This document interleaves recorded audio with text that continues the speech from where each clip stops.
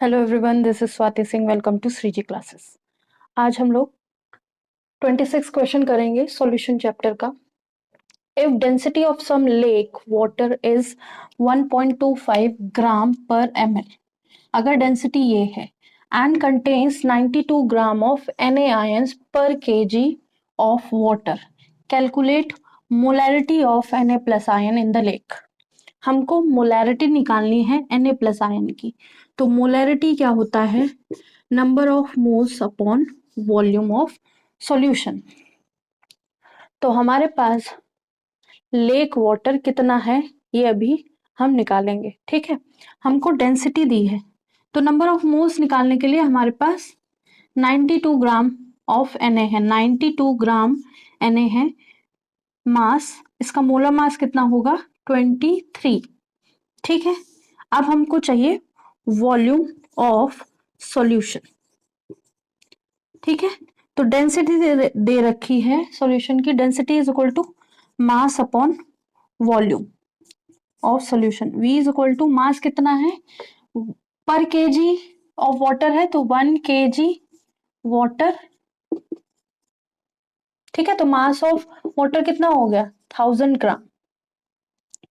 तो 1000 ग्राम, और ये भी ग्राम में है, ग्राम पर ml में, upon 1.25 gram per ml।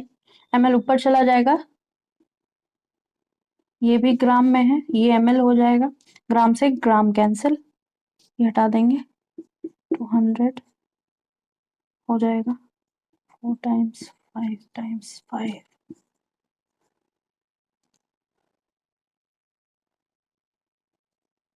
800 ml। तो वॉल्यूम ऑफ सॉल्यूशन क्या हो गया? 800 ml। ठीक है, यहाँ पे हमको 800 ml वॉल्यूम ऑफ सॉल्यूशन मिल गया। तो हम यहाँ पे लिख लेंगे वॉल्यूम अगर ml में है तो हम क्या करते हैं, 1000 से डिवाइड करते हैं, तो ये ऊपर चला जाएगा, 1000 हो जाएगा। ठीक है, अब इससे इसको 4 टाइम्स कर सकते हैं, तो 4 बाय 800 इंटू 1000 1।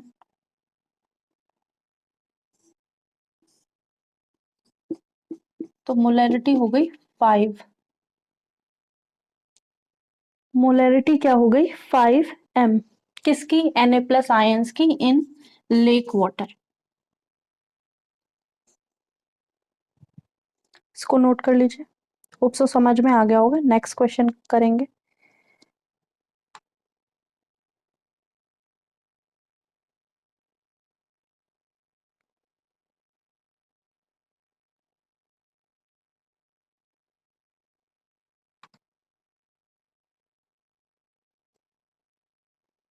एक बार फिर से समझेंगे कि हमको क्या पूछा गया है। Calculate molarity of Na plus ion in lake. तो हमसे मोलैरिटी पूछा गया है। मोलैरिटी होती है number of moles of solute upon volume of solution. तो सोल्यूट निकालने के लिए हमको मास गिवन है, तो मास हम और मोलर मास कर लेंगे तो हमको मिल जाएगा नंबर ऑफ मोल्स। और वॉल्यूम के लिए हमको डेंसिटी दे रखी है। डेंसिटी क्या होती है? मास अपॉन वॉल्यूम होती है। तो यहां से हम वॉल्यूम निकाल लेंगे और इस वाले क्वेश्चन में रख देंगे। हमारा मोलैरिटी आ जाएगी 5 मोलर। इसको रब करते हैं, नेक्स्ट क्वेश्चन करते हैं।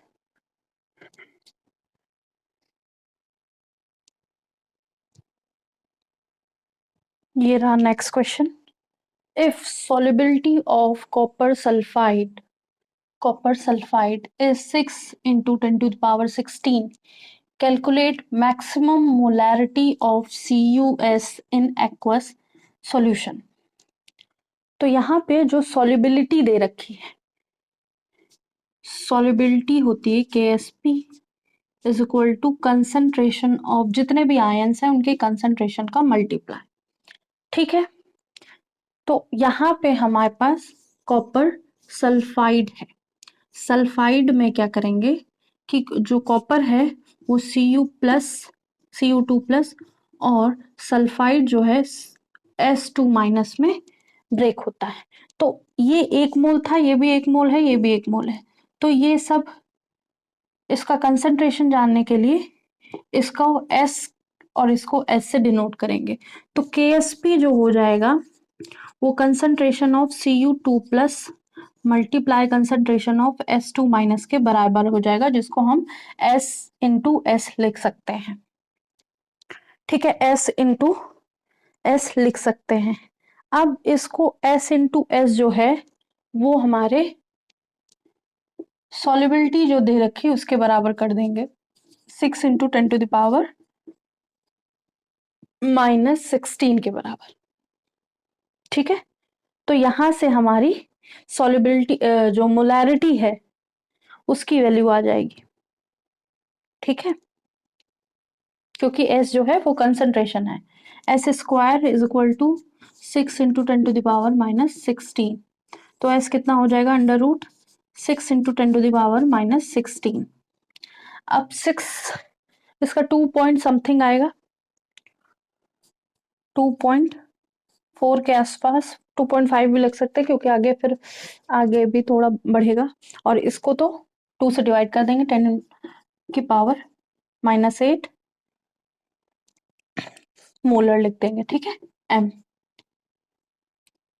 तो ये इजी सा क्वेश्चन है, सॉल्युबिलिटी दे रखी थी इतनी, कैलकुलेट करना था मोलैरिटी।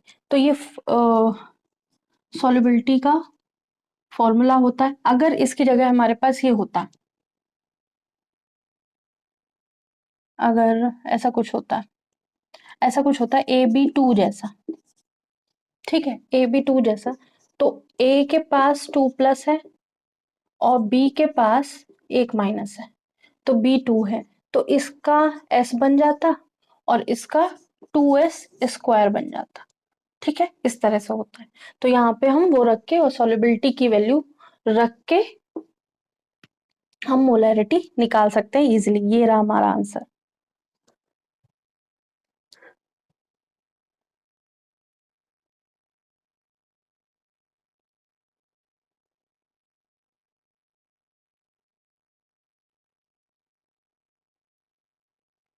होप सो ये समझ में आ गया होगा।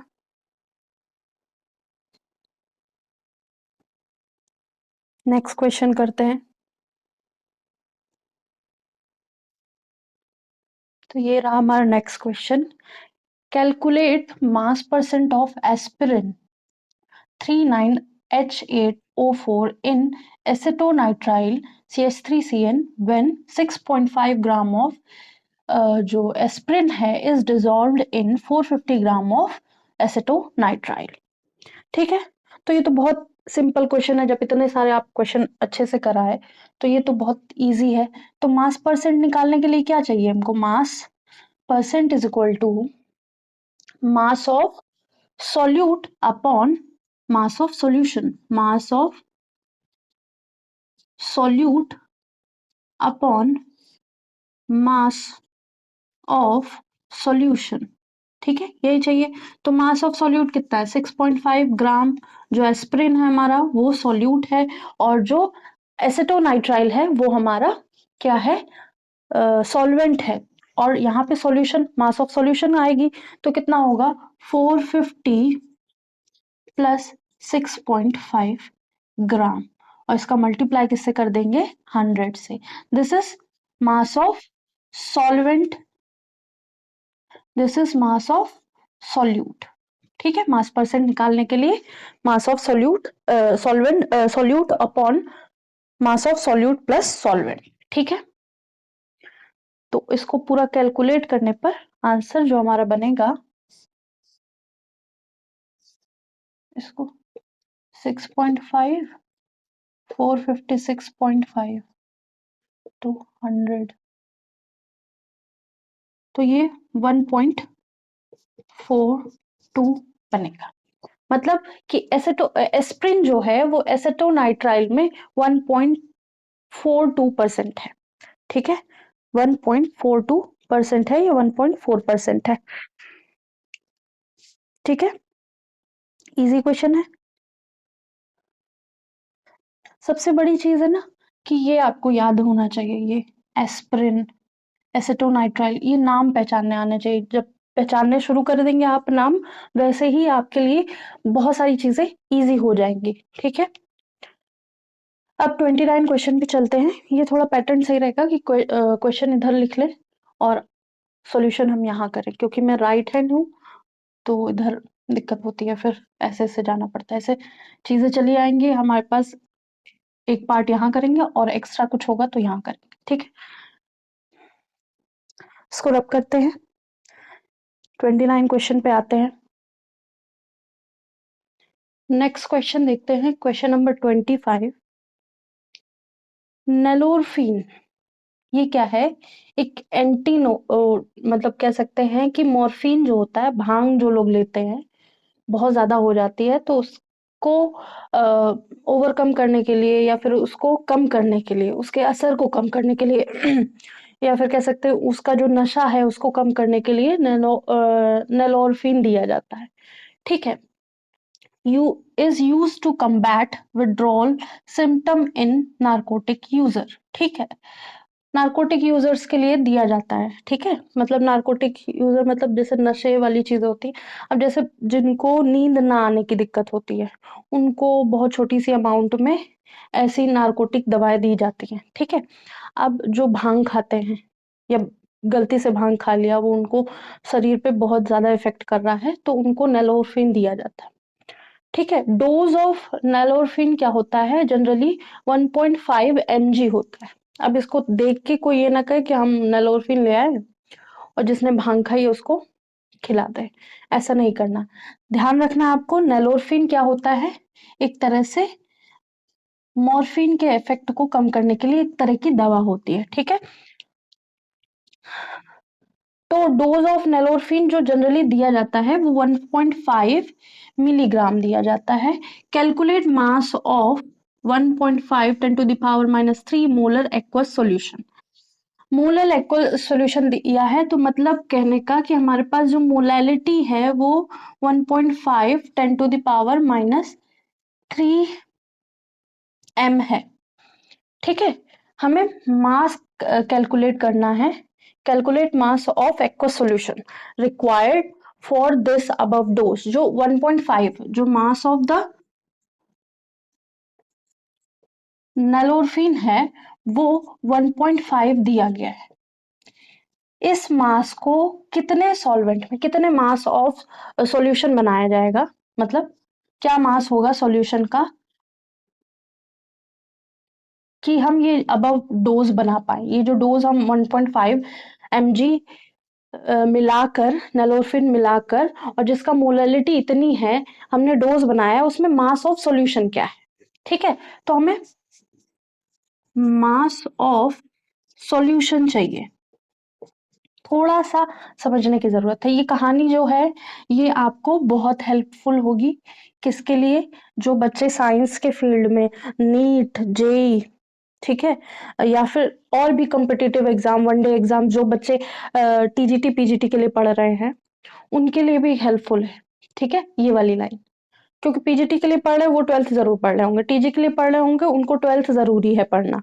ठीक है, तो ऐसे क्वेश्चन जनरली नहीं आते हैं किसमें, जिनमें वनडे एग्जाम में बहुत लंबा पेपर होता है, जैसे 2 घंटे में हमें 200 क्वेश्चन करने हैं या 2 घंटे में हमें 150 क्वेश्चन करने हैं। ऐसे क्वेश्चन में इतना लंबा क्वेश्चन नहीं आता है, पहली चीज ऐसे पेपर्स में। लेकिन हमको ऐसे क्वेश्चन आ जाते हैं ये वाले कि नेलोरफिन किस लिए यूज की जाती है? टू कम्बैट फ्रॉम मॉर्फिन, जो मॉर्फिन के इफेक्ट्स होते हैं उनसे कम्बैट करने के लिए। ठीक है, तो अब हम अपने क्वेश्चन पे आते हैं। तो नेलोरफिन जो है उसका फॉर्मूला है C9H21NO3। तो मोलैलिटी का फॉर्मूला क्या होता है? Number of moles of solute upon mass of solvent, यही होता है। ठीक है, अब हम पहले क्या करेंगे? नंबर ऑफ मोल्स ऑफ, एक मिनट,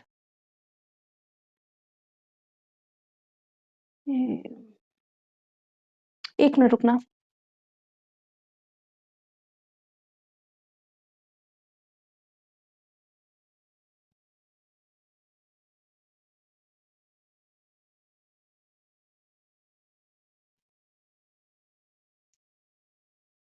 हाँ, तो यहाँ पे हमको इसको हम ऐसे लिख सकते हैं, mass of solute upon molar mass of solvent upon mass of solvent. हमें मास ऑफ सॉल्यूशन चाहिए, तो हमारे पास मास ऑफ सॉल्यूशन के लिए क्या चाहिए, मास ऑफ सॉल्यूशन के लिए यहां लिख देते हैं, मास ऑफ सॉल्यूट चाहिए जो हमको गिवन है, और मास ऑफ सॉल्वेंट चाहिए जो हम निकालेंगे अभी।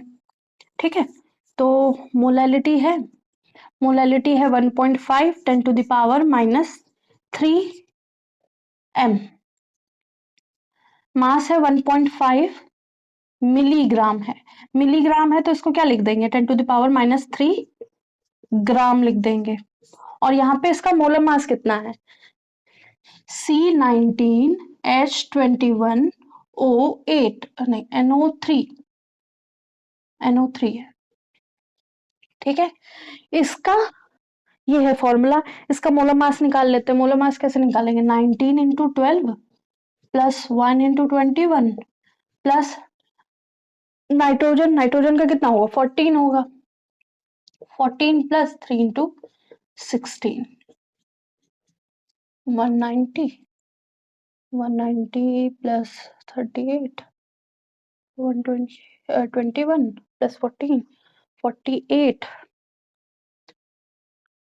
228 प्लस 21 प्लस 14 प्लस 48, 311 ग्राम पर मोल हो गया।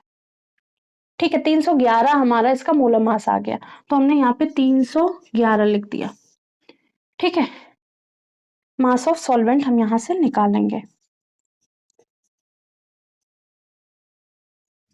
ठीक है, तो ये आ गया इधर, ये इधर चला गया, तो mass of solvent is equal to कितना हो जाएगा, 1.5 10 to the power -3 into 311 311 upon 1.5 10 to the power -3। ठीक है,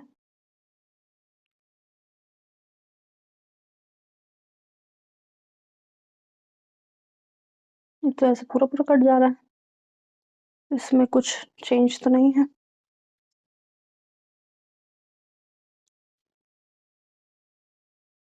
ठीक है, तो इसका आंसर जो आएगा वो 3.2 आएगा, 3.2 ग्राम आएगा।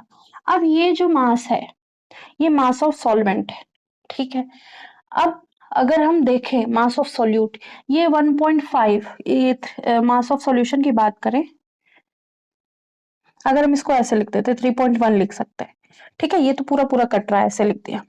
तो मास ऑफ सॉल्यूशन की बात करें, सॉल्यूशन की मास की बात करें, तो हमने 3.11 ग्राम, ठीक है, फिर 1.5 मिलीग्राम, तो 1.5 10 टू द पावर -3 हो गया, तो इसको क्या लिखेंगे, 0.0015। अब इसमें इसको ऐड करेंगे तो क्या होगा, 0.11 ही बचेगा। ठीक है, तो मास ऑफ सॉल्यूशन पे यहाँ पे बहुत ज्यादा फर्क नहीं पड़ रहा है, बहुत ज्यादा आपको लिखना है तो यहाँ पे इसको 2 बना दीजिए बस। ठीक है, अब इसको आप मल्टीप्लाई करें, फिर इससे डिवाइड करें, इससे डिवाइड करें तो 4 पॉइंट समथिंग कुछ आएगा, फिर इससे डिवाइड करें तो 3.2 के आसपास आएगा। ठीक है, यही मास ऑफ सॉल्यूशन हो जाएगा। ठीक है, मास ऑफ सॉल्यूशन जो अबव डोज है उसके लिए इतने ग्राम हम सॉल्वेंट यूज करेंगे, या इतने ग्राम सॉल्यूशन में 1.5 ग्राम मिलीग्राम ऑफ नैलोरफिन हमारा डिसॉल्व हुआ होगा, तो वो प्रॉपर डोज बनेगा जिससे हमने मॉर्फिन का नशा को, या मॉर्फिन का जो इफेक्ट है उसको खत्म करना है। ठीक है, बहुत इंपॉर्टेंट क्वेश्चन है सबसे, ये वाला जो फैक्ट है इसके लिए, और ये वाला तो आप इजीली निकाल ही लेंगे। ठीक है, इसको रब करते हैं, नेक्स्ट क्वेश्चन पे पहुंचते हैं।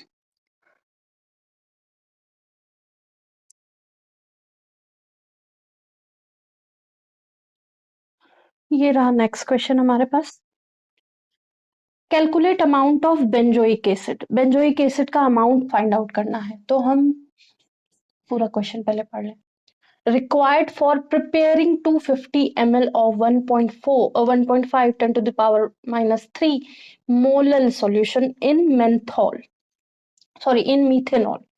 मीथेनॉल में हमने जो मीथेनॉल है उसका वॉल्यूम है 250 ml, उसमें हमने कुछ अमाउंट ऑफ या हमने number of moles of benzoic acid mix कर दिए, ठीक है, कुछ अमाउंट का, ठीक है, जिससे हमारी मोलैरिटी जो बनी है, मोलैरिटी क्योंकि कैपिटल एम है, 1.5 10 टू द पावर माइनस 3 बनी है, ठीक है।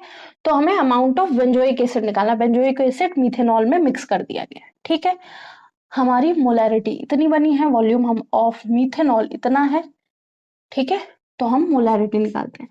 मोलैरिटी कितना होता है, n upon volume of solvent, ठीक है, ठीक है। ये गिवन है, ये गिवन है, एन निकालना, एन इज इक्वल टू क्या हो जाएगा, एम इंटू वी। ये वॉल्यूम किस में होना चाहिए, लीटर में होना चाहिए, ठीक है। तो एम कितना है, 1.5 10 to the power minus 3 into 250 divided by 1000, ये हो गया 1.5 into 250 25 4 0.25 into 10 to the power minus 3 होगी, ठीक है। ये हो गया, हमको ये n मिल गया। हमें क्या चाहिए, n is equal to mass of solute upon molar mass. अब हम क्या करेंगे, इस वैल्यू को इक्वल कर देंगे 1.5 10 टू द पावर माइनस 3 से, यहाँ पे 4 आया है, ठीक है, 0.25 10 टू द पावर माइनस 3। मास हमें फाइंड आउट करना, मोलर मास हम निकाल लेते हैं। बेंजोइक एसिड क्या है, C6H5 COOH है, तो यहाँ पे 7 C है प्लस 6H है प्लस 2 ऑक्सीजन है, 84 632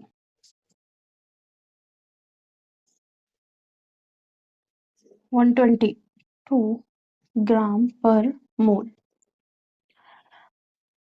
अब हम इसको लिख देंगे m अपॉन 122, तो m इज इक्वल टू कितना हो जाएगा, मास ऑफ सॉल्यूट, आगे लिख देते हैं इसको, m is equal to 1.5 into 0.25 into 10 to the power minus 3 into 122।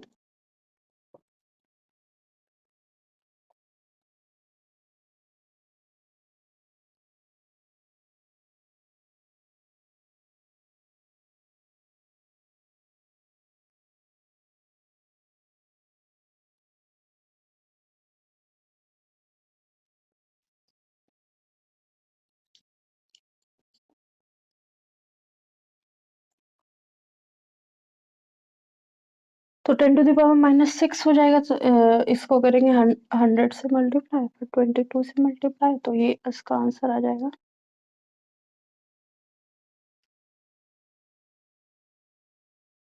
4 point something आ जाएगा, 4.5 ग्राम। तो ये रहा आंसर। तो ये भी बहुत इजी है, हमें ये गिवन है, ये गिवन है, ये हम इससे फॉर्मूले से फाइंड आउट कर लेंगे, mass upon molar mass of solute upon volume in litre, ये हमने लगा दिया। इसी में रख सकते हैं, डायरेक्ट अलग से नंबर ऑफ मोल्स निकालने की जरूरत नहीं, इसी में रख लीजिए, आंसर आ जाएगा, ठीक है। तो ये रहा हमारा 30th क्वेश्चन।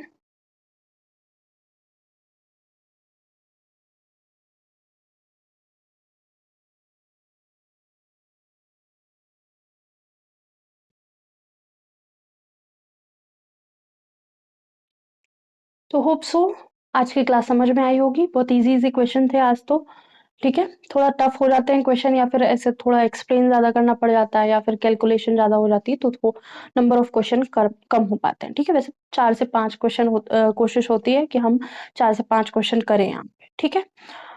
तो आज के लिए इतना ही। जो आज हम लोगों ने किया है वो बहुत ही इजी क्वेश्चन थे। नेक्स्ट अभी ऑलमोस्ट 10 क्वेश्चन और है, तो 2 क्लास में होप सो निपट जाएगा। इलेक्ट्रोकेमिस्ट्री हम लोगों की 2 क्लासेस या 3 क्लासेस हो चुकी हैं, वो भी जारी रहेगी, ठीक है? ये क्वेश्चन मैं कोशिश करूंगी 2 दिन में कंप्लीट कर दें, ठीक है? फिर उसके बाद हम इलेक्ट्रोकेमिस्ट्री कर रहे हैं। पहले मैंने कहा था कि हम सीरियल वाइज नहीं करेंगे, पहले फिजिकल करेंगे, फिर ऑर्गेनिक, फिर इनऑर्गेनिक केमिस्ट्री। फिर मैंने सोचा कि कभी-कभी ऐसा होता है ना कि जो यूनिट टेस्ट होते हैं या ऐसे एग्जाम होते हैं, बच्चों को सीरियल वाइज पढ़ना ज़्यादा अच्छा लगता है, इसलिए मैंने सोचा कि सीरियल वाइज ही पढ़ाते हैं, ठीक है?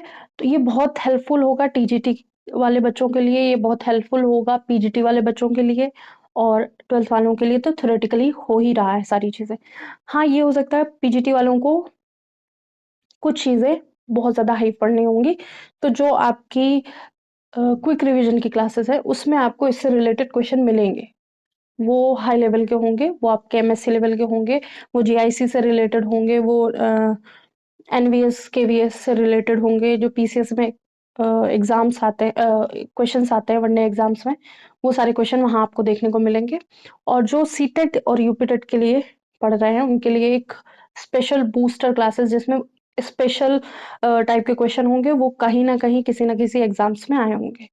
तो होप सो आज की क्लास समझ में आई होगी। लाइक कीजिएगा, सब्सक्राइब कीजिएगा, शेयर कीजिएगा, बताइएगा क्लासेस कैसी लग रही हैं। Thank you.